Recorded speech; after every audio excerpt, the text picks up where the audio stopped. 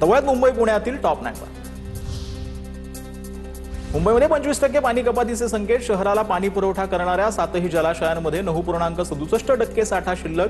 10 दिवसात पाऊस न पडल्यास जुलैच्या पहिल्या आठवड्यापासून 20 ते 25% पाणी कपातीची शक्यता.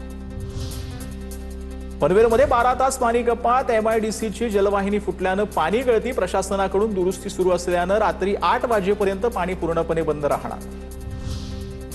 शेअर बाजारातील घसरण. शेअर बाजार उघडताच कोसळला. सेन्सेक्स 750 अंकांनी घसरला. निफ्टी ही 200 अंकांनी घसरली.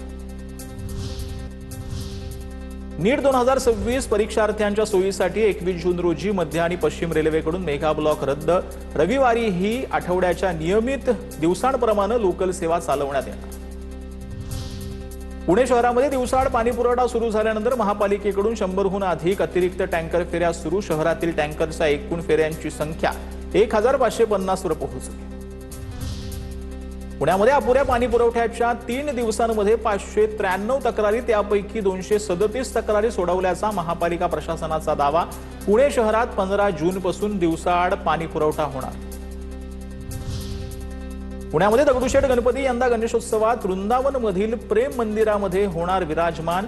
श्रीमंत दगडूशेठ हलवाई सार्वजनिक गणपती ट्रस्टच्या सजावटीचा शुभारंभ सोहळा संपन्न. 134व्या वर्षाच्या गणेशोत्सवानिमित्त वृंदावनमधील प्रेम मंदिराची प्रतिकृती साकारण्यात येणार.